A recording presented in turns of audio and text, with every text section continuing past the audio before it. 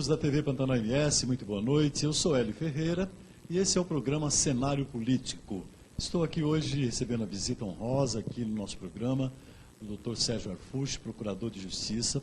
E vamos aí bater um papo, vocês vão conhecer um pouquinho mais sobre o trabalho, sobre a vida desse procurador que hoje é referência no Brasil inteiro. Hoje ele, não só no Brasil, hoje no mundo inteiro, hoje o trabalho do procurador de Justiça Sérgio Arfushi é reconhecido nos países de primeiro mundo pelo trabalho que ele tem desenvolvido. E a gente vai bater um papo e vocês vão conhecer um pouco mais sobre o doutor Sérgio Arfushi. Boa noite, doutor. Boa noite, Hélio. Boa noite, amigos da TV Pantanal. Bacana. Então a gente vai ter um pequeno intervalo e já a gente já volta com o doutor Sérgio Arfushi.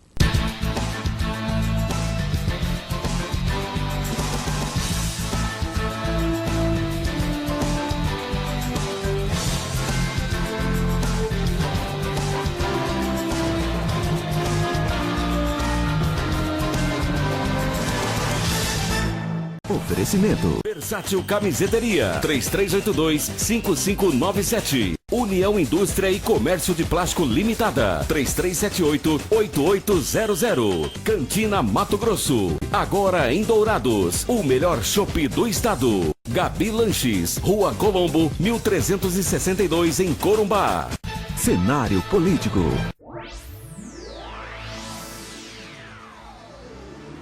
TV Pantanal MS. Uma nova emoção no ar.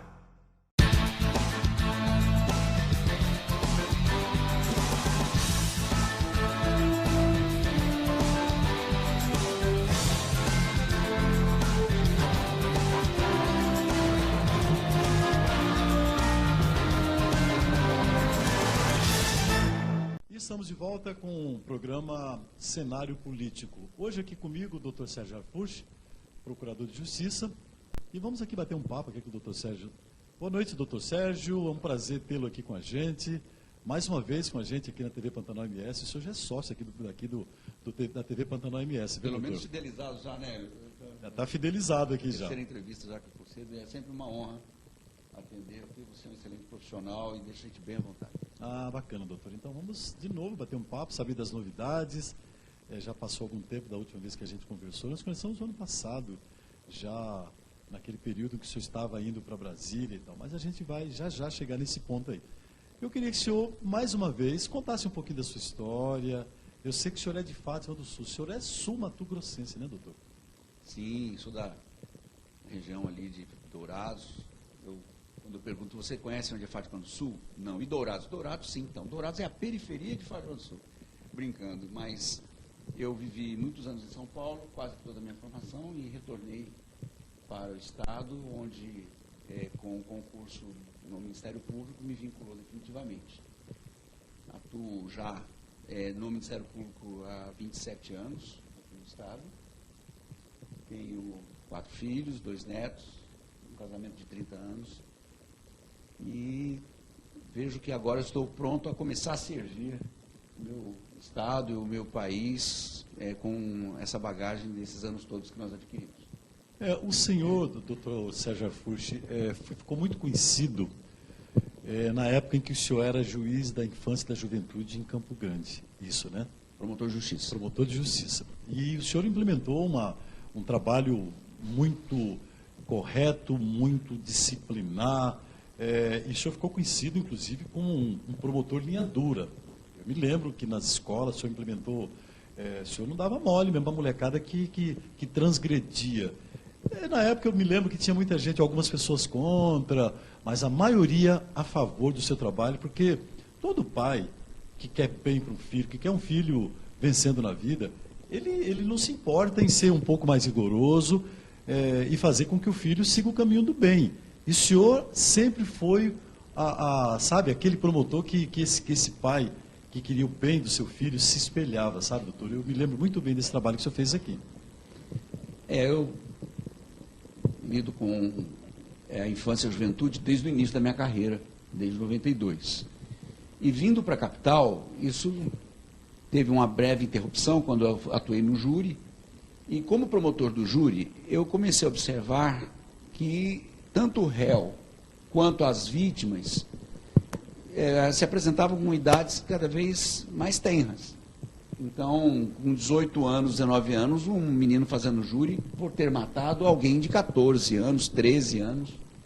E a gente sempre observou dois elementos presentes nesses júris.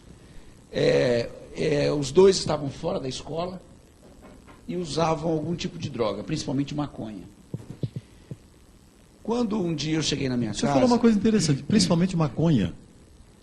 Porque tem muita gente que diz assim, mas a maconha não faz mal, a maconha é de boa. Não é bem assim, né, doutor? Não, é científico que o princípio ativo da maconha, que é o THC, ele provoca lesões irreversíveis, especialmente no cérebro, e afeta drasticamente a formação da pessoa no que diz respeito, principalmente, ao seu sistema neurológico. Então, um adolescente que começa a usar maconha com 12, 13 anos, 14 anos, ele fatalmente vai ter a sua formação comprometida. Vai ter danos aí. Sim, isso é científico, isso é demonstrado, isso é indiscutível. No entanto, por ser uma droga natural, é que se procura arrefecer e diminuir os efeitos deletérios da maconha, e isso não é verdade. Eu lido com o assunto pelo menos há mais de 20 anos, atuei em comarcas de fronteira, onde é impossível você atuar um dia se não tiver um incidente envolvendo drogas, seja por consumo, seja por tráfico. E isso me aproximou bastante das políticas públicas. Eu participei ativamente de conselhos antidrogas, inclusive presidi o nosso conselho estadual aqui do Mato Grosso do Sul durante 10 anos.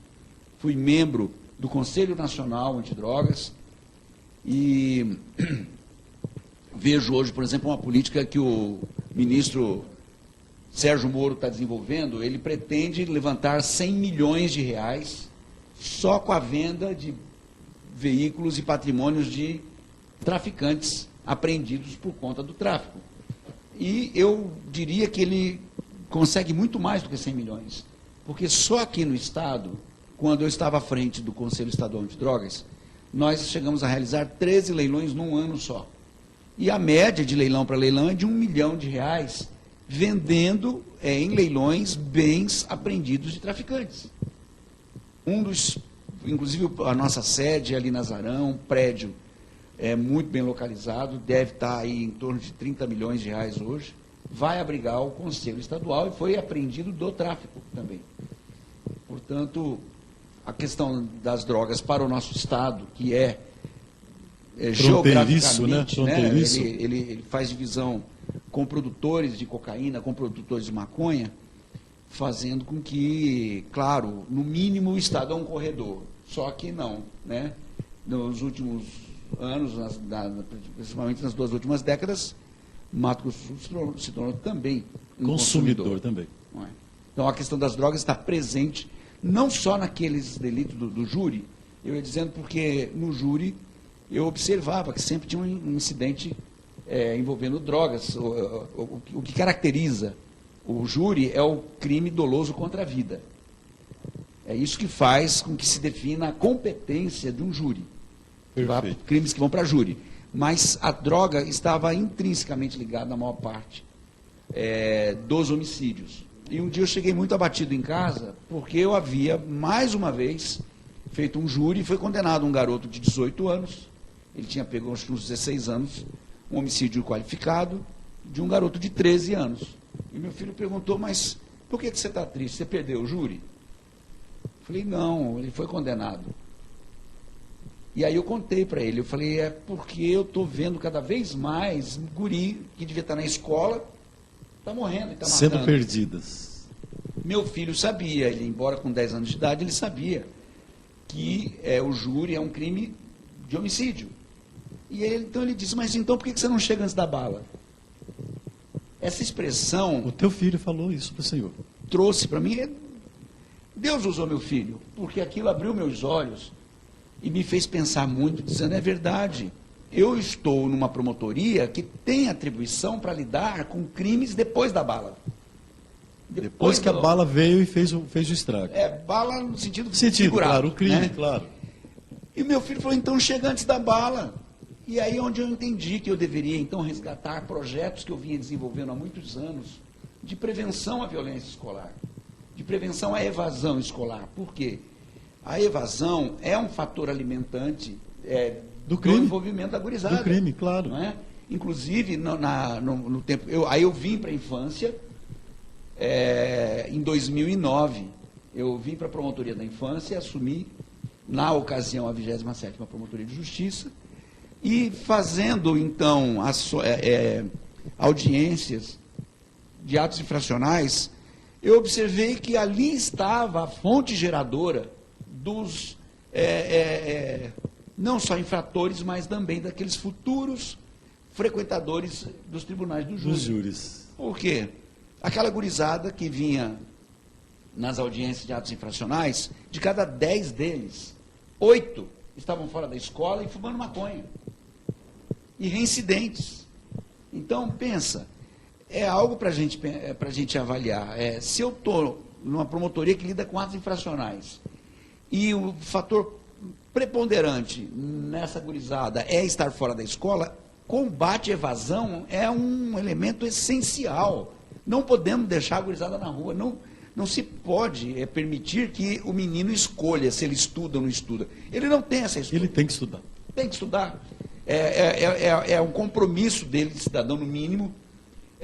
O artigo 1634 do Código Civil diz que compete aos pais exigir dos filhos.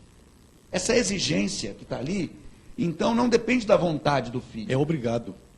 Por quê? O pai é obrigado a fazer isso. Se o pai e a mãe têm a competência de lei federal para exigir do filho obediência e respeito, então cabe ao filho obedecer e respeitar. É lei. Tanto que os pais que não matriculam seus filhos e não acompanham o seu rendimento escolar, eles estão sujeitos a responder pelo crime do artigo 246, que é um crime de abandono intelectual. Olha só. Os pais que não matriculam e não mantêm seus filhos estudando, eles podem responder pelo crime de abandono intelectual do artigo 246. Então, peraí, nem a opção dos pais matricular e nem a opção dos filhos estudarem.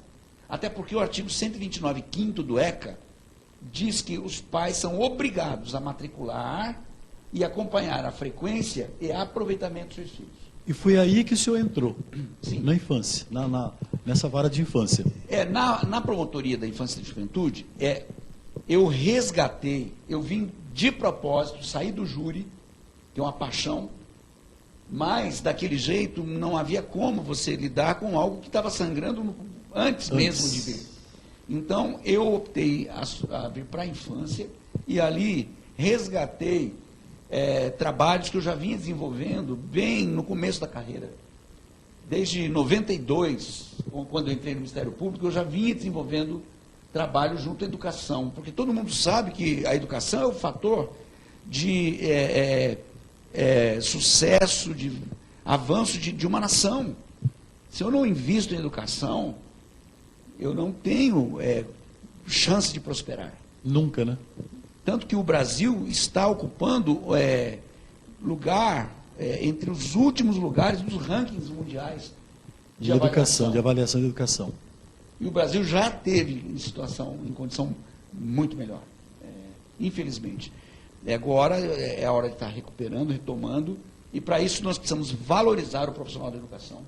O professor, agora, temos há 3 dias, comemoramos a data do professor, de celebração do Dia dos Professores, e, no entanto, junto com isso, nós tivemos uma publicação nos jornais locais de que nós temos professores em Campo Grande, professores de licença médica, de licença psiquiátrica, de licença para lidar com depressão, suficiente para lotar 31 escolas. Nossa, coisa absurda, né?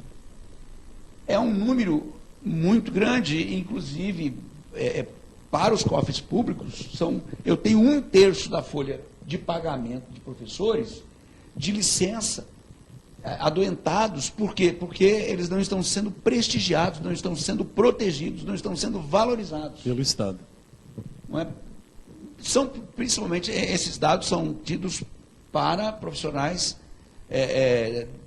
públicos, né? Sim. Então, são dados que expõem e envergonham o nosso Estado e o nosso Uma classe município. dessa tão importante. A propósito, essa pesquisa, ela foi agora essa semana, e ela só avaliou de fevereiro a setembro desse ano.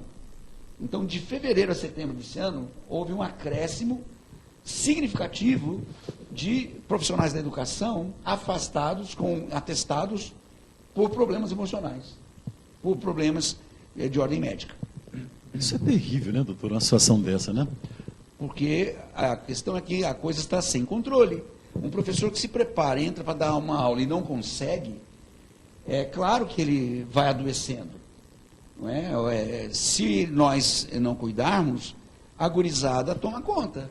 E é caos alguém que não responde para um ambiente mandar nele. Isso é uma inversão de valores inaceitável. Então, agora é interessante, o senhor, ao perceber que realmente o problema não estava ali, em condenar um jovem de 18, 19, de 20 anos a 15, 20 anos de prisão. O problema estava lá atrás. Sim. Estava antes, aquele jovem que se tornou infrator, aquele jovem antes de se tornar infrator, porque não foi para a escola, porque ficou na rua, porque se juntou com a molecada, porque começou a consumir droga, porque teve conhecimento com a droga. E aí o senhor falou, bom, o meu trabalho maior vai ser ali que eu preciso pegar. Sim. E foi isso que o senhor fez. Exatamente.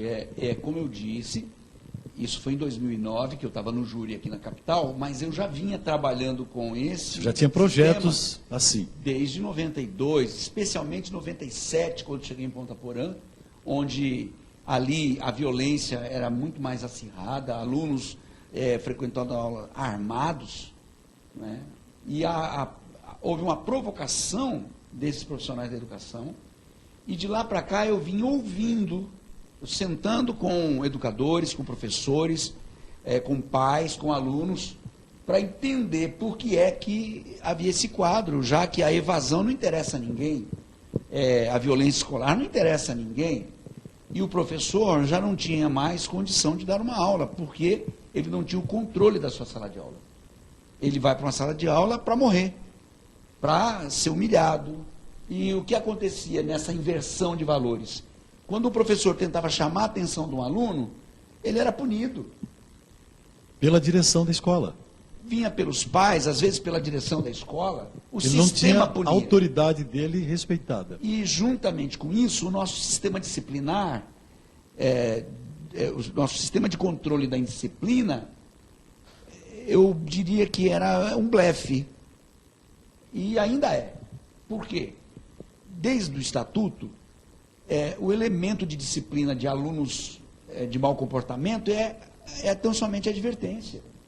Então, o menino violava uma vez o regimento escolar, uma advertência, batia no professor, advertência, batia no outro colega que também é criança, Advertência. era advertência. Então, a advertência você avisa, olha, não faz Sensação de isso. impunidade, né? Essa é a palavra. Sensação de impunidade. A frouxidão na disciplina, eu não estou aqui defendendo um sistema punitivista, mas é preciso entender que nós precisamos de limites. E quando você não põe limites, a tendência é gerar um comportamento muito nocivo, tão nocivo para a coletividade quanto para o próprio indisciplinado. Com isso, nós observamos que a advertência era um mal que fomentava essa cultura da impunidade. Porque você pega o guri que bateu no professor e diz para ele, isso que você fez está errado, se você fizer de novo, você tem consequências. E a segunda vez que ele bate, outra advertência e outra, ele fala, tá vendo? Não acontece nada. Eles vão ficar sempre chamando minha atenção e nada. Então, é preciso algo que mostre a ele uma evolução nessa resposta. E a reparação de danos foi o elemento que nós usamos para isso. Doutor Arfucci, isso que o senhor está colocando é mais ou menos parecido com aquela mãe em casa, que o menino faz uma arte, ela fala, olha, e o menino continua fazendo arte, ela diz, olha, e esse olha, você já viu isso aí, né? A gente já viu. O que ocorre? Essa criança, ela não tem limite também, porque eu acho que o limite, ele começa em casa. Sim. E aí a escola é só um outro estágio de que essa criança que também ela infringe limites da casa dela e passa a infringir limites na escola, e depois passa a infringir limites nas ruas, e depois termina dando naquele júri que o senhor tanto falou ali, não é mesmo? Sim. Eu acho que a coisa começa ali, do limite que é violado na própria residência, na própria família. A sua avaliação é correta e é com base exatamente nessas oitivas todas. Eu há 20 anos ouço todos esses segmentos, e é dali mesmo. Quando não tem em casa limites, ele vai para a escola e piora esse comportamento. Bacana. Então nós vamos ter um pequeno intervalo e daqui um pouquinho a gente volta com o programa Cenário Político.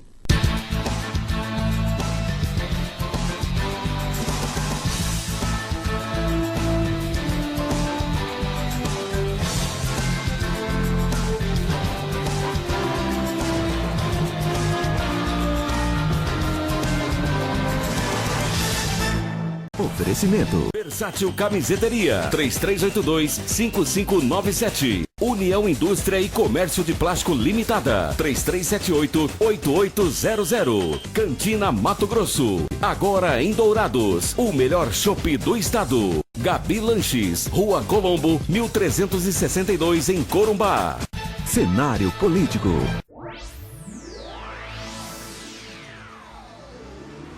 TV Pantanal MS. Uma nova emoção no ar.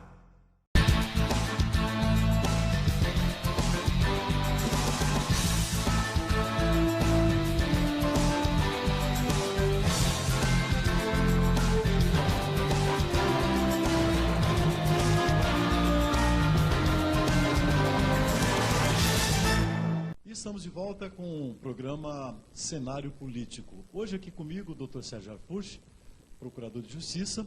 Houve aprovação da nossa lei aqui no nosso estado, Lei 5156 de 2018. E, na ocasião, inclusive, a vice-governadora Rose Modesto foi quem assinou, uma educadora, não é alguém ligado à educação, ela estava em exercício como governadora, e assinou a lei em janeiro de 2018. Mas, antes disso mesmo, nós já havíamos oficiado ao governador e ao município sobre uma orientação, uma recomendação do Conselho Nacional do Ministério Público para inserir a reparação de danos nos regimentos escolares. Porque eu fui demandado, quando comecei a dizer para a gurizada limpar banheiro, consertar o que estraga, eu fui demandado pelo Ministério Público do Trabalho no Conselho Nacional do Ministério Público, que arquivou essa demanda e entendeu que a nossa iniciativa de exigir nas escolas a reparação de danos era uma atitude inovadora e importante. Então, o próprio Conselho Nacional do Ministério Público recomendou a inserção nos regimentos escolares. A Lei Arfushi, ela decorreu disso. Por quê? Quando nós, então, oficiamos ao governador para ele mudar o regimento escolar e ao prefeito, isso foi feito administrativamente. Regimentos escolares estaduais e municipais. Exato. Essa aí que o senhor fez uma inserção, é isso? Atendendo uma recomendação do Conselho Nacional do Ministério Público, oficiei ao senhor governador e ao senhor prefeito, que determinaram às suas secretarias de educação a alteração dos regimentos escolares, para inserir a reparação de danos. E a partir daí nós passamos a dar capacitação. Eu contava com a cooperação da Rosângela Quintana, que, além de formada em Direito, era também formada em Assistência Social, me ajudou muito na capacitação de gestores de escolas. E então, num período de 2010, 2009, 2010, até 2015, quando veio a Lei Arfushi no município, foi aprovado. Na ocasião, o vereador Herculano Borges propôs, o projeto de lei foi aprovado por unanimidade. Em seguida, o então deputado Lídio Lopes promoveu a mesma ação a nível de Estado na Assembleia, que depois de muitos embates e resistências foi também aprovado por unanimidade em 2018, e a partir daí, então, é que nós tivemos, aliás, eu quero deixar bem claro que quem pôs o nome Lei Arfuche foi o deputado Lídio Lopes, e nem me consultou, porque ele disse que era a única forma de preservar o nome, porque tinha deputado querendo usurpar o nome do projeto. Pegar paternidade já. Tinha deputado que apresentou o substituto, e já disse, a lei é minha. Mantendo a essência, aliás, mantendo a estrutura da lei, ele mudou a essência para pôr o nome dele. E aí, então, o deputado falou, eu nem te consultei, porque eu sei que foi você que trabalhou o tempo inteiro, então, por isso é que eu pus o nome Lei Arfuche. E aí, no final, foi o único problema, foi tirar o nome Lei Arfuche. Tanto que esse deputado de resistência contra a lei, depois que removeu o nome Lei Arfuche e pôs um outro nome, Paz na Escola, foi aprovado. Pronto, rapidinho. aprovou por unanimidade. Que absurdo. Então, né? as vaidades, elas... São as vaidades. Mas, doutor Arfuche, fala aqui para os nossos telespectadores, nossos internautas, o que vem a ser a Lei Arfuche? Ela nada mais é do que dizer o óbvio. Sujou, limpa. Quebrou, conserta. Ofendeu, se retrata. A essência da lei... Isso dirigido à infância e juventude. Sim, no ambiente escolar. No ambiente escolar. No ambiente escolar. A lei, ela exige que os pais cumpram com o seu papel de pais, conforme o artigo 129, 5º do ECA. Diz que são os pais os competentes a exigir dos filhos a reparação de dano na escola. O gestor, ele apenas coordena essas ações. É importante porque evita o encaminhamento precoce do aluno indisciplinado para a delegacia, porque está um tal de transferência. Os pais não cuidam da disciplina em casa, manda tudo para a escola. Vai um monte de filho mal educado, mal criado, quebrando as coisas, batendo um no outro, a escola não dá conta, manda para a delegacia. Tanto que na ocasião, eu estou dizendo isso em 2017, 2016, 2017, havia 23% dos procedimentos policiais da infância de escola. O delegado gasta, para apurar uma rixa, uma briga de 3, 4 alunos, ele demanda o mesmo esforço de apurar um tráfico, de apurar um homicídio, de apurar um roubo. Um crime grave, né? Sim, é claro que existem dificuldades diferentes, mas o tempo dele ouvir alguém, o cara para contar a história de uma rixa... É o mesmo tempo, né? É o mesmo de contar o roubo. Ou O que é homicídio. pior, porque a rixa, por exemplo, quem começou foi o ciclano, não, foi o Beltrano. Uma cariação é um tempo cruel para um delegado, porque cada um vai dizer o que quer. E lá na Delegacia da Infância e Juventude, de atos infracionais, tinha pelo menos 23% de procedimentos de escola. Por quê? Porque as escolas não estavam mais dando conta. Um diretor não aguenta, os professores, eles estão adoecendo.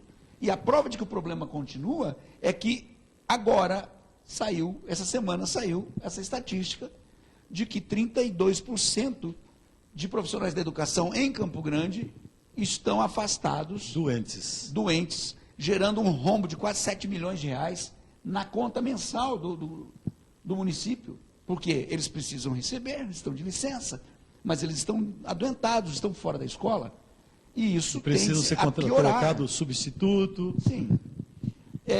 Nós contamos com um trabalho fantástico do Tribunal de Justiça através da justiça restaurativa, muito importante, mas a justiça restaurativa, ela não lida com a indisciplina, ela lida com o diálogo preventivo de desvios de condutas. Então, faz-se o pré-círculo, o círculo pós-círculo, e tende com uma orientação através do diálogo, uma conscientização muito importante, mas nós precisamos considerar que existem aqueles alunos que já estão comprometidos com a indisciplina. Eles já não estão preocupados com as regras escolares, nem com ele acha que não dá nada. Daí eu preciso, então, de uma resposta melhor, mais convincente.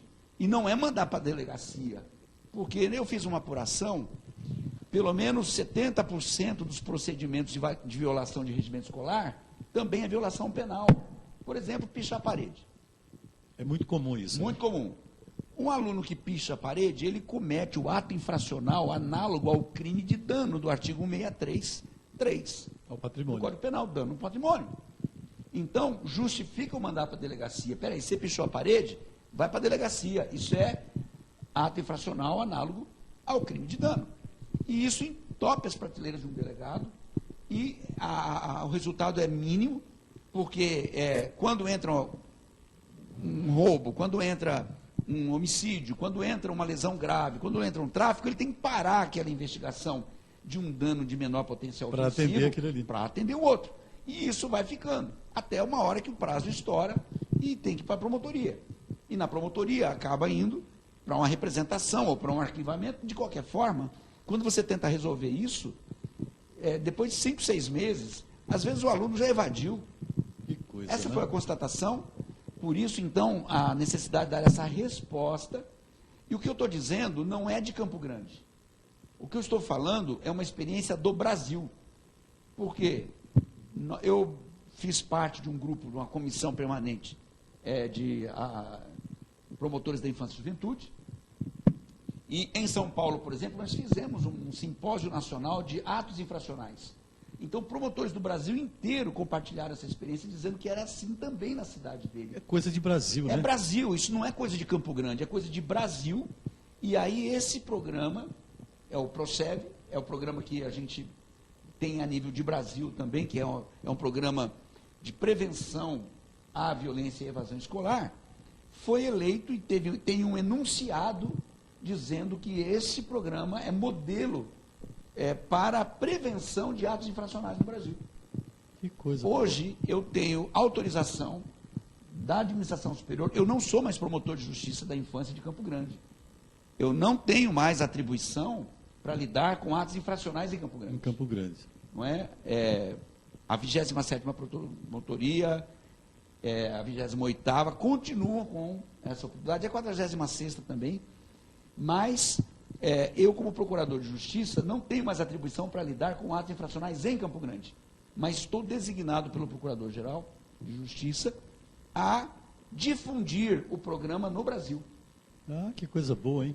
Não é? Onde for, inclusive, é constante os convites para compartilhar com outros estados. Recentemente, estive no Rio de Janeiro, o governador Wilson Witzel fez uma declaração de que já determinou para os secretários dele implementarem o PROCEV lá no Rio de Janeiro, embora ainda tramite na Alerj. A lei está tramitando, a lei Arfucho está tramitando na Assembleia Legislativa do Rio de Janeiro. Não é? E assim em outras assembleias também. No entanto, o programa ele é do Ministério Público, nasceu no Ministério Público do nosso Estado, e está servindo... Que é esse PROCEV. É o PROCEV. Que é esse programa. Sim. Eu fui o idealizador do programa, não é? E sou como incentivador. Eu tenho essa designação para falar desse programa fora do Estado.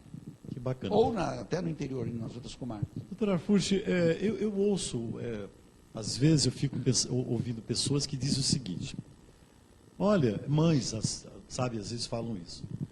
Depois que surgiu esse tal do ECA, que é o Estatuto da Criança e Adolescente, a gente não pode fazer mais nada, porque qualquer coisinha agora chama o Conselho Tutelar e leva a gente para lá. O que é de coisa real nisso ou não? O Estatuto da Criança e Adolescente é uma lei exemplar para o mundo, elogiada por outros países. Essa lei nossa aqui, esse estatuto nosso. Exatamente, o nosso estatuto. É que no artigo 1º do ECA tem o princípio da proteção integral. E de 90 para cá, numa tentativa de sair daquela do alegado autoritarismo, que é o abuso da autoridade, nós descambamos para o abuso da liberdade. Se chama libertinagem. Por conta desse período político, dessas ideológico que aconteceu no Brasil nesse meio tempo. Nesses últimos anos, temos vivido essa linha ideológica garantista, tolerante, não é? Que permite que o mau elemento, o sujeito que pratica delito, seja observado numa ótica de quase vítima. Então, isso afetou também Dizendo a que é interpretação. uma vítima da sociedade, né? Dizendo que é uma vítima da sociedade, né? Então, isso afetou a interpretação do Estatuto. Com essa proteção integral, passou-se a se ensinar, alguns doutrinadores, não todos, o doutor Munir Curi, por exemplo, sempre preservou aquilo que o artigo 6º do ECA diz. O artigo 6º diz que a interpretação do Estatuto se dá pela ótica do fim social, bem comum e direitos e deveres individuais e coletivos da infância. Então, peraí, o que é fim social? A prática dos atos ali protegidos no ECA, ele deve atingir um fim social. Por exemplo, a escola. Qual é o fim social da escola? Ensinar.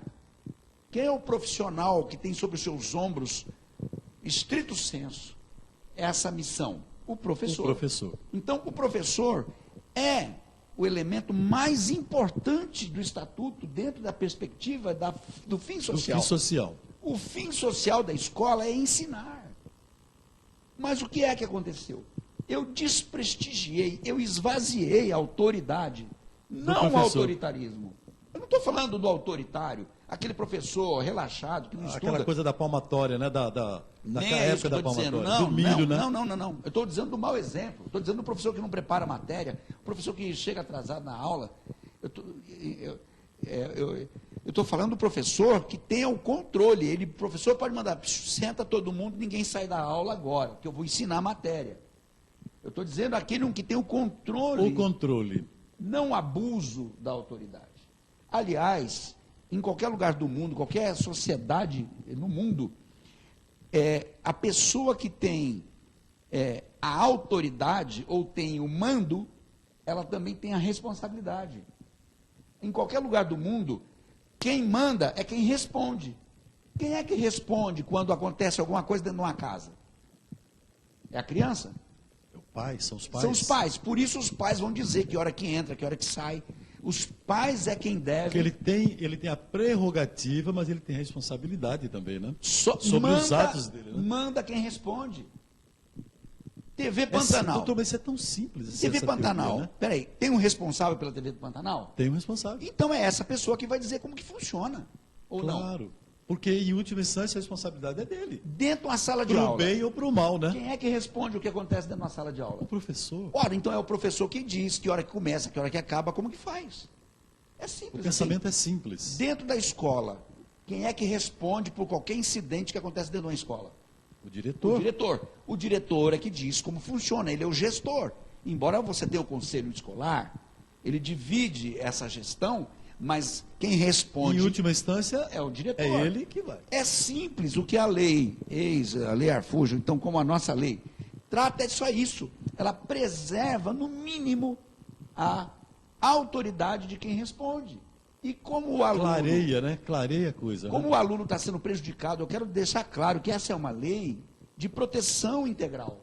Porque no lugar dessa gurizada ficar sendo mandada para a delegacia, que o nome dele já vai ficar lá como infrator, o nome dele já vai estar no sistema, e depois mesmo maior, os tribunais têm usado os maus antecedentes da infância para a dosimetria da pena, mesmo depois de, quando maior, ele é primário. A primariedade está garantida, né? A inimputabilidade está garantida, tanto que é o que está querendo se discutir com a redução da mandado penal. Né? Mas aquele adolescente... O histórico, né? O histórico, né? A gente chama de certidão de passagem. É onde registra os incidentes negativos. Da onde veio aquele cara, né? Da onde veio aquele cara, né? Então, só fechando esse ponto, o que é que nós temos aqui, então? Que é preciso ter esse controle na escola, porque não tem sistema que consiga absorver a indisciplina. Na verdade, o bom é que fique na casa. É o que nós estávamos tentando fazer. A partir da escola, devolver para casa os limites necessários para que ele tenha um bom comportamento na escola. E nós temos grandes exemplos de escolas que ganharam prêmios internacionais por obedecer o óbvio, que é responder pelo que faz. É só isso. Aliás, é bom dizer que a nossa lei aqui do nosso município de Campo Grande e está já sendo reproduzida a nível nacional, pelo Congresso Nacional, como lei federal. Bacana, doutor Sérgio. Muito bem, então nós vamos ter aqui mais um pequeno intervalo e daqui um pouquinho a gente volta com o programa Cenário Político.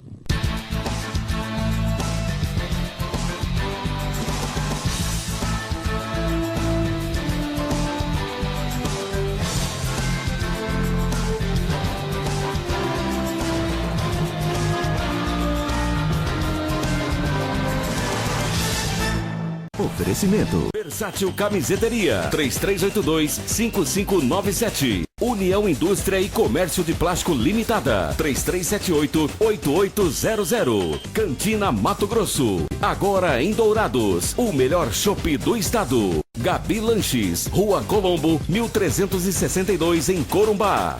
Cenário Político.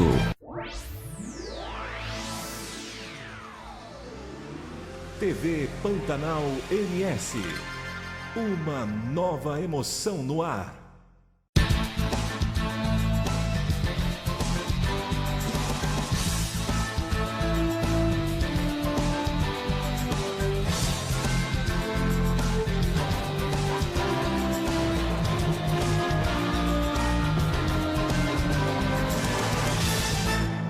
Estamos de volta com o programa Cenário Político. Eu sou Hélio Ferreira.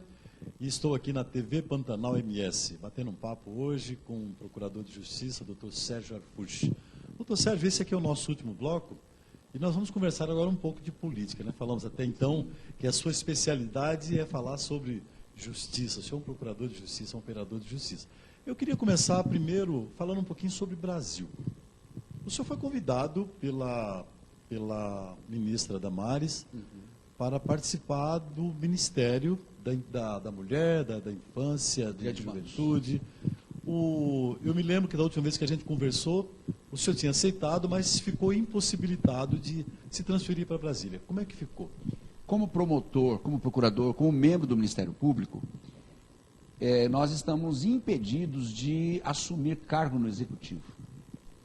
Daí, a oferta da ministra era para que eu assumisse a Secretaria Nacional dos Direitos da Criança e da Adolescência.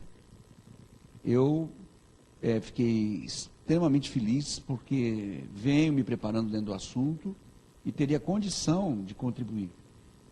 No entanto, por esse impedimento legal, eu fui orientado pela Administração Superior do Ministério Público de que eu teria que optar ou pela carreira do Ministério Público ou pelo cargo no Executivo. Mais ou menos como o ministro Sérgio Moro fez. Exatamente. Daí, então, eu deveria pedir a exoneração. Renunciar a quantos anos de... 27 anos de Ministério Público. É terrível isso, né? Terrível, né? Então, eu não me senti ainda seguro em relação a isso. Fazer uma coisa, tem sua família até também, porque um cargo desse no Executivo, ele é muito efêmero. Você é igual pode... nuvem, né? Hoje está de um jeito, também está de outro. Então, e eu não posso lidar com irresponsabilidade, não é? Já que o procurador, o membro do Ministério Público, não pode ter outra fonte de recurso, ele é obrigado pela Constituição Federal a ter tão somente a remuneração do órgão em relação. Trabalho. Eu não posso constituir empresa, não posso ter sociedade com ninguém, não, enfim. E estou feliz com o meu cargo, gosto da minha atividade. Que eu venho sendo provocado nos últimos anos a contribuir mais do que tão somente dentro do Ministério Público, oferecer dentro de políticas públicas, enfim. Com esse convite da ministra, então, eu tive que optar, e fiz pela minha carreira, pelo Ministério Público, e informei a ministra que eu não poderia assumir o cargo. Mas ainda assim, ela insistiu e dizia, não há como você cooperar conosco, informalmente, porque ela conhece o meu trabalho. Isso, então, gerou uma autorização do Procurador-Geral. Eu fui autorizado a cooperar sem fazer parte, sem remuneração, sem se transferir, sem integrar e sem interromper as minhas atividades como procurador. Então, eu continuei exercendo a minha atividade regularmente como procurador. E, sempre possível, colaboro com informações jurídicas, e uma das grandes colaborações que nós podemos observar que foi, inclusive, em relação à questão da redução da moralidade penal, A sugestão não é para reduzir, não é uma PEC, não é uma mudança da Constituição para reduzir a maioridade penal para 16 anos, por exemplo. E a razão é muito simples. Primeiro, porque isso depende de um quórum especial de 3/5. E isso não é simples de se conseguir. Apesar da opinião pública ser massiva em relação, mas haveria um grande erro. Você quer atingir aquele adolescente mau, aquele adolescente que se mostra irredutível na prática de crimes violentos. Quando todas as vezes que fala de redução da maioridade penal, apresenta um estupro seguido de homicídio, um latrocínio, um crime bárbaro. Um ato infracional análogo a um crime bárbaro, que causa repulsa da sociedade. Aí você põe lá, e aí, olha, foi um menor, foi um adolescente, que, como agora, né, o adolescente que matou o policial. Esse adolescente já tinha sido julgado, foi condenado, mas pelo ministro, não me recordo qual dos ministros foi agora, ele ganhou a liberdade. Era um adolescente que já tinha sido condenado pela justiça por atos infracionais, e ele não ficou internado, porque um dos ministros do Supremo disse que ele deveria ir para a liberdade. E na liberdade... Ele cometeu esse crime. Ele cometeu um homicídio contra um policial. Enfim, eu quero dizer assim, nesses momentos a população quer a redução da maioridade penal, só que esquece que menos de 1% dos adolescentes são desse perfil maligno. Menos de 1% no Brasil. E o que se pretende fazer para a redução da maioridade penal é atingir esse 1%. Só que se eu reduzir a maioridade penal, eu vou atingir 100%. Os 99% também dos outros que não tem esse perfil. E é uma coisa interessante, eu me lembro que quando eu entrevistei o senhor há algum tempo atrás, o senhor falou sobre essa questão que eu mesmo não tinha me atentado a isso. Que não tinha, inclusive, esses números. E que a população brasileira não tem esses números, com certeza. Não, ele vê a imagem na TV. É um adolescente que estuprou e matou uma grávida. Não, reduz a maioridade penal. O cara tem 16 anos, por que ele não vai para a cadeia? Não é? No entanto, primeiro, nós não temos um sistema penitenciário com condição de abrigar essa nova demanda. Essa população. Não há, nem as que nós já temos. Quer queira ou não, teríamos que construir mais presídios, teríamos que ampliar o número de celas de oferta, e qualquer país civilizado tem pelo menos 1% de celas proporcionais à sua população. Então, se o Brasil tem 220 milhões de habitantes, nós teríamos que ter pelo menos 2.200.000 celas.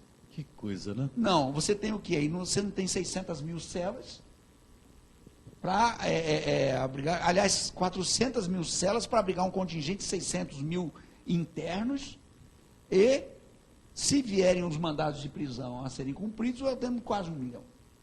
E aí vem os garantistas defender, não, o Brasil é o país que mais prende no mundo.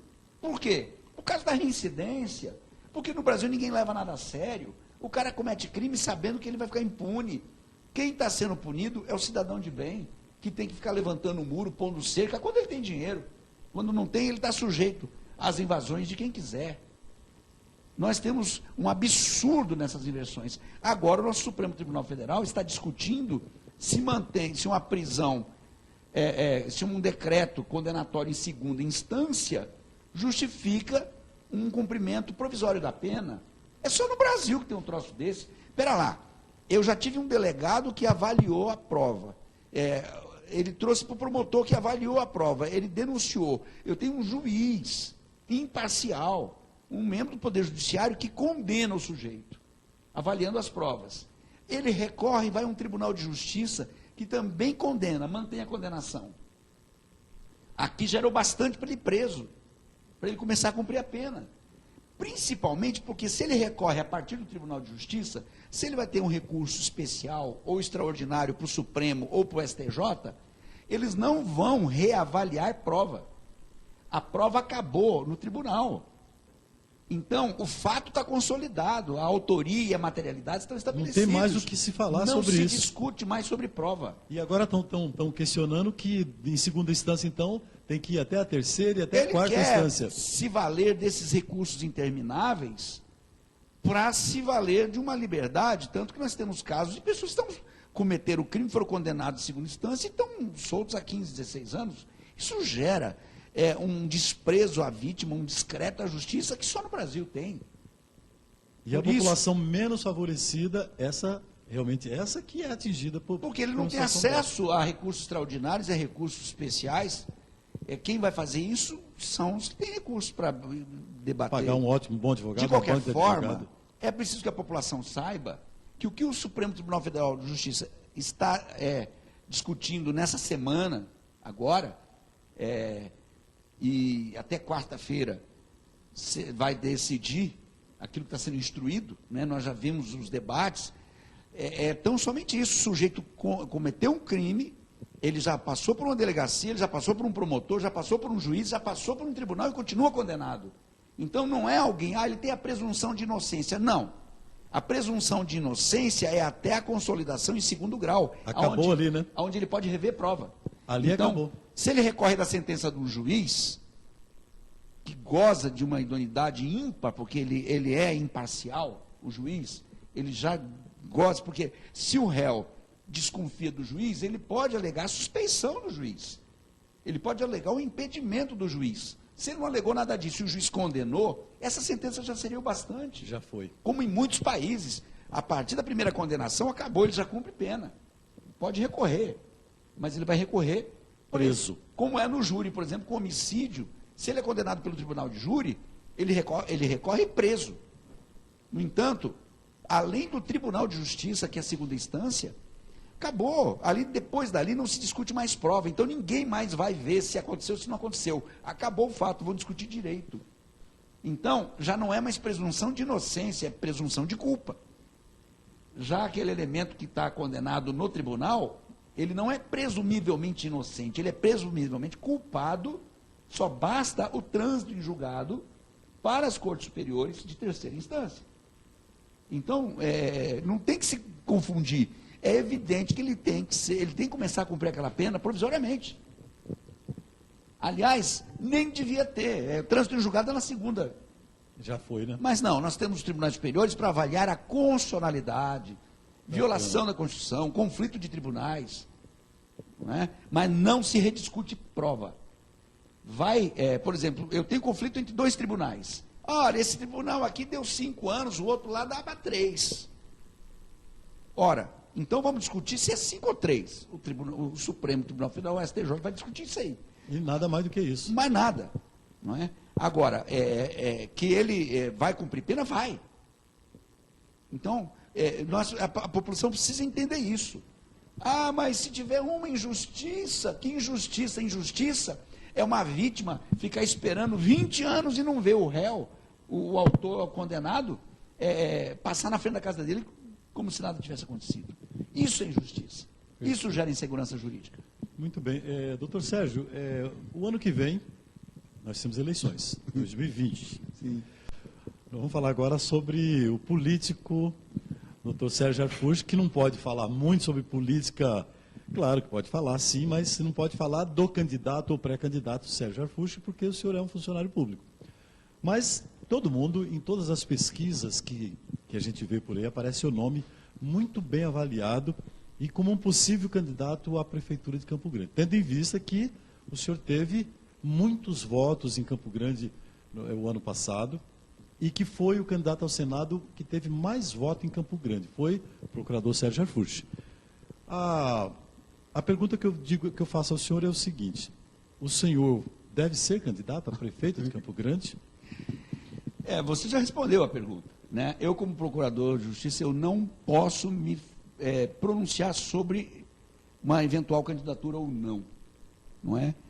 Isso é algo que vai ser avaliado no momento certo, com a minha desincompatibilização.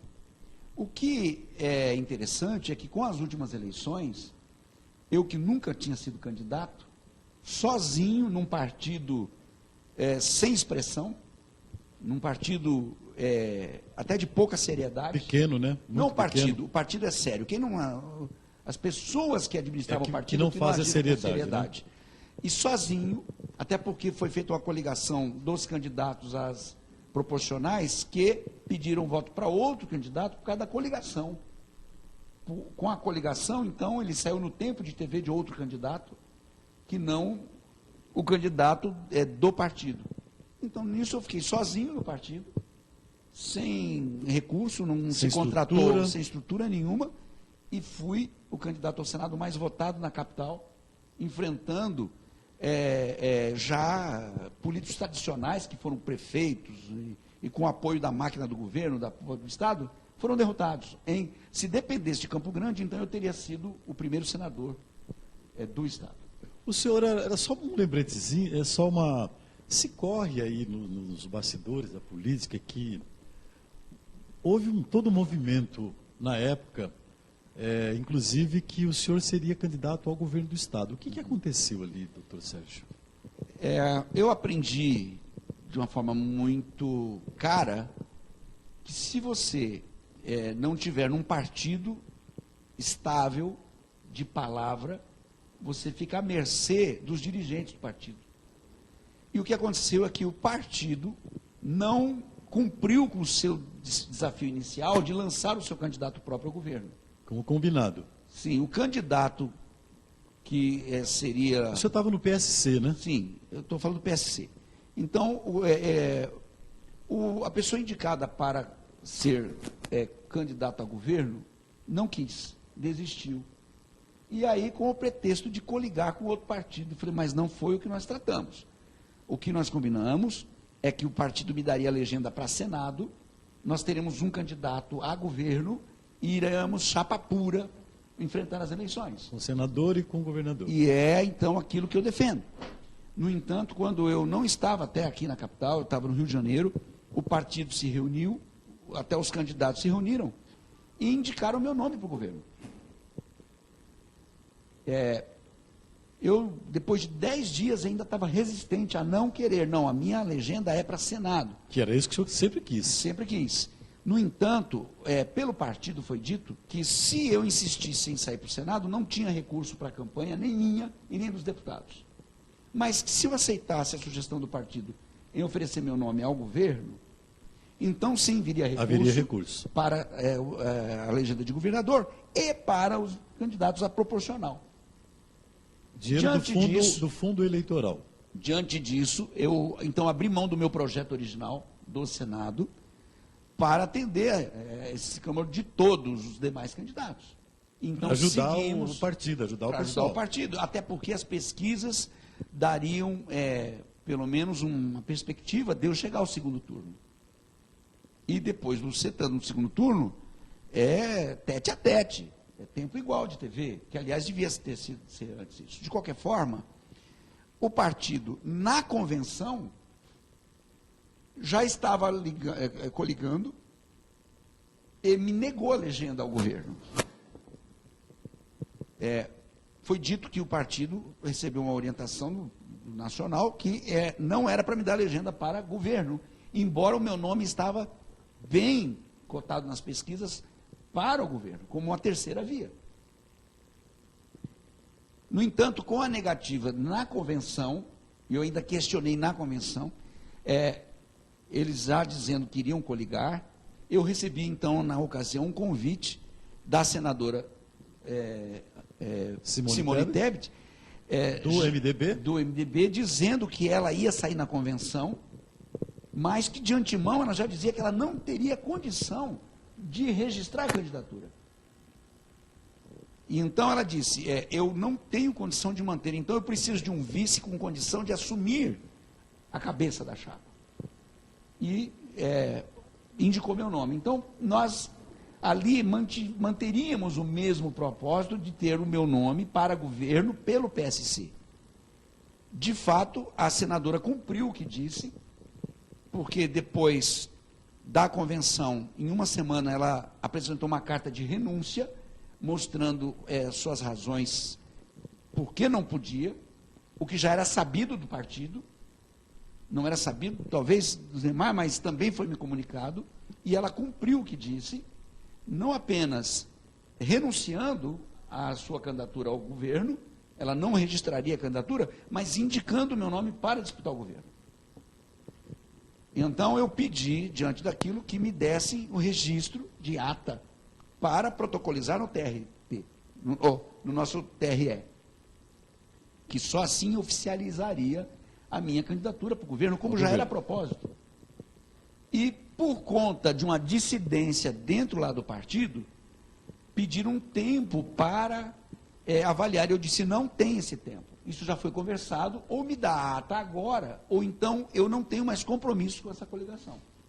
E como não me deram a ata naquele momento, eu disse, então está rompida, por vocês, está rompida, porque não cumpriram, né? A senadora cumpriu, ela deu a carta e ela indicou meu nome, mas não houve convalidação pelo partido.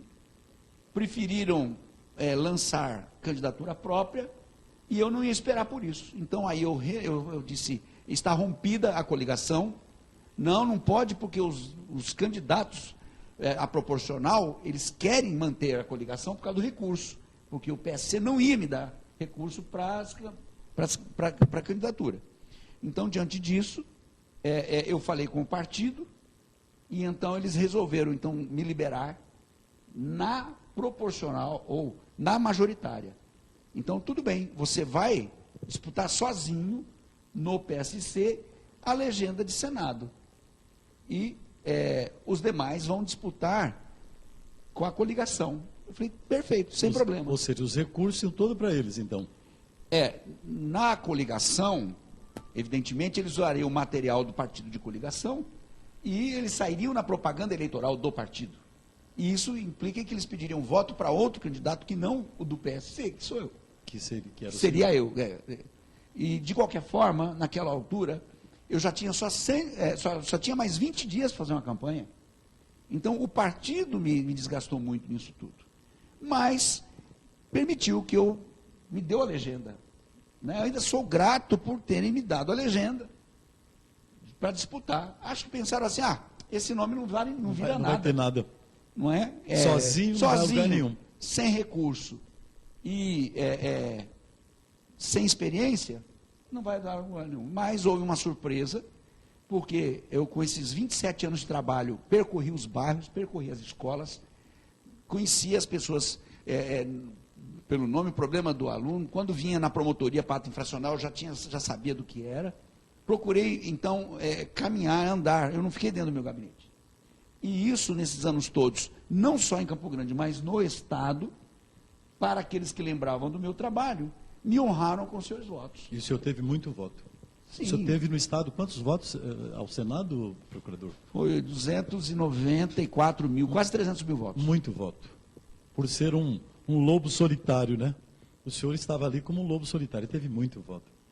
Isso então trouxe respaldo para aqueles que ou votaram no meu nome ou querem ver uma mudança nessa oferta de nomes, já que a maior parte está aí sempre respondendo a um processo por improbidade ou coisa assim, e por conta dessa frouxidão nas nossas legislações, continuam disputando e até sendo eleitos, não é?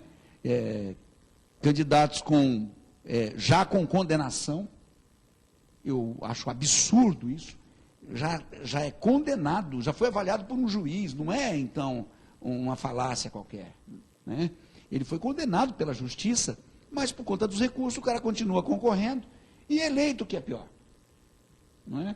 Então, nós continuaremos ainda por um tempo vendo esse tipo de coisa. Nomes de pessoas que deveriam estar defendendo o patrimônio público e o interesse das pessoas, na verdade, sendo apontados como corruptos e aqueles que desviam.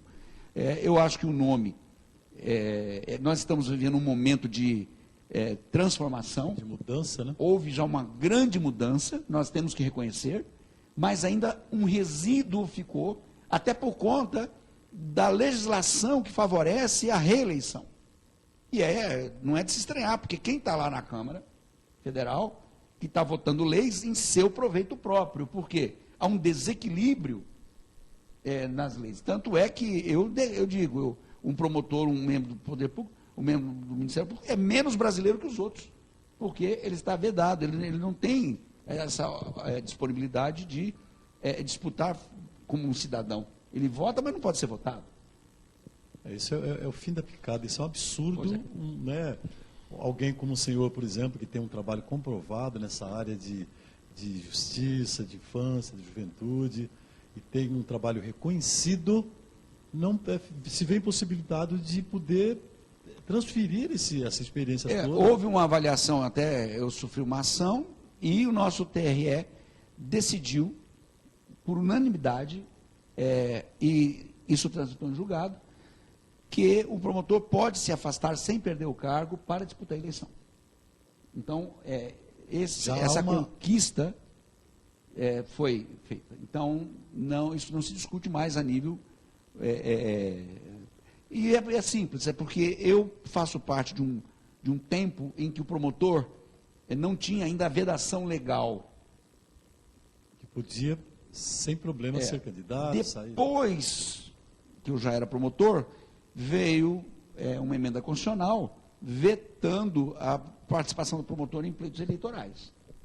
O que se discute é se essa lei retroage para me prejudicar ou não. E o nosso Tribunal Regional Eleitoral diz que não pode retroagir. Mas ela é muito questionável. Como direito, tudo no direito é. O direito é dialético, ele é dinâmico, né? Mas eu espero que nós estejamos avançando para um favorecimento à democracia, já que se tolera corrupto, condenado a manter o seu nome para ser eleito em nome da democracia, é isso que é dito. Não, ele foi condenado, mas tem recurso. Em nome da democracia, o cara está condenado, mas deixa ele seguir. Eu penso que, em nome da democracia, também deve deixar as pessoas livremente oferecer os seus nomes para disputar pleitos eleitorais, como acontece com o então. Porque um policial federal, um delegado, todos eles podem participar, são funcionários públicos, federais, estaduais, e podem participar tranquilamente. Eles se afastam, né? Eles são desincompatibilizados e participam das eleições. É só isso que se quer. Doutor, o senhor está sem partido hoje? Sim, eu não posso ter participação política, isso é vedado. O senhor já tem oferta de partido? É lógico que isso aqui é tudo em off e público. Eu vou contar só para você. Conta para nós aqui do cenário político aqui. O senhor já tem algum partido que o senhor está assim? Eu fui procurado por diversos partidos, não é, para na oportunidade, quando puder, então me filiar, não é? Então, a resposta foi a mesma para todos, dizendo, eu não posso me comprometer com ninguém e nem posso discutir sobre isso. Assumir compromisso e falar publicamente sobre isso. Aquilo que muitos pretendentes já estão avançando, até já se filiando, já coligando, já desenhando, não só para agora, a próxima eleição de 20, mas de 22. 22 já está um cenário político então, assim. Outros usando obras públicas para já promover seu nome, usando recurso público, usando dinheiro público, inauguração de obras públicas lá, para pôr o nome dele lá na frente. Eu tenho que me manter quieto, pelo menos até março de 2020, quando desincompatibilizado, aí sim, poder me filiar em esse É março que o senhor entra nessa fase de desincompatibilização. Sim. Bom, mas de qualquer maneira, o senhor hoje, olhando o cenário político hoje dos partidos no Brasil hoje, qual é um partido hoje assim que tem um pouco mais do perfil do procurador Sérgio Arfushi? Bom, as eleições PSL passadas... do Bolsonaro? Não. Não tem esse perfil? Não, o partido está dividido, está em guerra. Né? Que era previsível isso, né? Eu penso que, ideologicamente, nas eleições passadas, eu escolhi um bom partido. O PSC tem um estatuto fantástico, dentro daquela minha visão ideológica. Centro-direita. E o que a gente observa aqui, na verdade, o partido propriamente manda muito pouco. Não há um respeito à constituição do partido. Não há um respeito à formulação da proposta ideológica do partido. O que são pessoas. Né? O partido nem faz nem desfaz. É quem está lá dentro. O partido é um instrumento só, não é só ferramenta. É quem está dirigindo o partido, é quem está à frente do partido. São esses os caras que decidem tudo. Sim. Então é ali. Eu vejo que o Brasil ele não tem esse zelo ideológico com o partido. Isso é verdade. Você vê o cara hoje, ele está num partido e daqui a pouco ele sai e vai para outro partido completamente diferente daquilo que ele completamente estava. opositor ao ideologicamente, mas está muito bem, tanto um quanto o outro. Não é? Então, eu acho que a questão da sigla, a partidária em si, ela não é determinante, ela não é definitiva. Mas o senhor o senhor não iria, por exemplo, para um Partido dos Trabalhadores, por exemplo. Nunca. Porque o senhor tem um perfil de Nunca fui, centro-direita. não iria. Um Partido Trabalhador, para mim, não é, que me... Né, aliás, deixa eu ser aqui claro, corrupção também não tem lado. Né? Em todos os partidos tem. Você viu, de lado, até Todo de mundo, direita, todo de lugar esquerda, tem. então, nesse aspecto, não, não interessa que lado, o corrupto, eu acho que tem que responder, restituindo por seus bens e até o partido, né, em si. Quando você percebe que um partido está contaminado nacionalmente, seja de direita ou de esquerda, o que for, não é? Esse partido ele deve ser extinto e deve ter todo o patrimônio dele para a restituição do erário público. Não é? Doutor Harfuch, eu estou aqui só futucando o senhor aqui, como se dizia antigamente, né? Futucar a onça com vara curta, não era assim que se dizia? E o MDB, do ex-governador André Putinelli, o senhor tem esse perfil? O senhor iria para o MDB? Não. Na época, também não tem seu Não. perfil. Qual é, então, hoje, me fala aí de 3 partidos, não dá para falar aí um só, que eu já teria um te disse, perfil? Eu não posso me antecipar, eu não tenho como antecipar isso exatamente por conta... Eu entendo que aqui eu começaria a entrar... Dos impedimentos. Dentro desse impedimento, porque eu não posso ter uma tendência ideológica aqui, nem nada nesse momento. Embora o cargo que eu exerça hoje, como procurador de justiça, não tem afetação direta, porque eu sou um parecerista. Eu lido com pareceres e as cores partidárias estão bem distantes disso, até porque eu não sou promotor eleitoral. Não é? Então eu vejo até que há um excesso... Na lei. Nessa limitação em relação, por exemplo, ao Procurador de Justiça. Né? Agora, de qualquer forma, eu me reservo a não me pronunciar sobre nenhum partido, não é? Nem entrar na questão de siglas partidárias. Eu só digo que a corrupção, seja em que partido for, e em que ideologia for, é nefasta e deve ser abolida do nosso sistema. É isso. E eu acho que é por isso que o senhor teve tanto voto. Porque o senhor representa realmente mudança. E esse perfil que o senhor está colocando, que as pessoas atribuem ao senhor e votaram no senhor por conta disso também, eu acho que é por isso que o senhor representava exatamente a mudança que o brasileiro está solicitando tanto, está pedindo tanto, e tomara que em 2020, não é, o senhor tem aí um partido que dê condições de o senhor fazer uma campanha, pelo menos igual, né, aos outros, né, em condições, nas mesmas condições, né? Bom, nós chegamos ao final do programa, infelizmente, nosso tempo já está indo embora, doutor, mas eu fico muito feliz de mais uma vez entrevistar o senhor. Eu sou um seu fã também, porque eu gosto desse trabalho do senhor, desse trabalho da infância e da juventude que o senhor desenvolveu, todo esse programa, é fantástico. Eu sou pai também, tenho filhos, eu acho que o Brasil realmente precisa mudar, precisa tomar esse rumo, porque esse é o único rumo possível para a gente ser uma grande nação. E, claro, com educação também, não só com relação a essa coisa de dar autoridade aos pais, dar autoridade aos professores, sabe? Corrigir a molecada, fazer a molecada tomar um norte, mas também com educação. Então, mais uma vez, eu fico feliz de tê-lo aqui no nosso programa. Um grande abraço, obrigado aqui pelo nosso atender o nosso convite. E os nossos microfones aqui do programa Cenário Político à sua disposição, doutor. Eu quero agradecer não só ao Cenário Político, mas à TV Pantanal, por esse profissionalismo destacado que faz a gente se sentir em casa, e o que é perigoso, porque você começa a falar muito também, mas eu me sinto muito à vontade e percebo que o respeito que toda a TV Pantanal tem pelo jornalismo engrandece esse setor do nosso Pantanal, do nosso Campo Grande. Muito obrigado mais uma vez pelo convite e espero ter trazido a contento as respostas aqui exigidas. Bacana, então, mais uma vez, mais um programa Cenário Político. Um grande abraço, boa noite para você e te espero no próximo programa, se Deus quiser.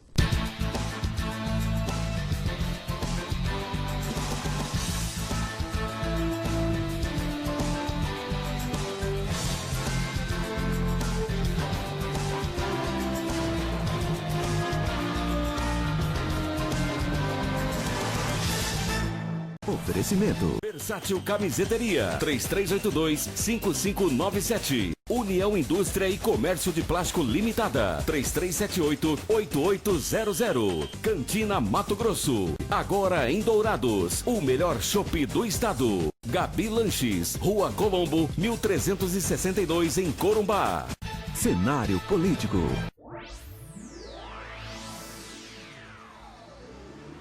TV Pantanal MS. Uma nova emoção no ar.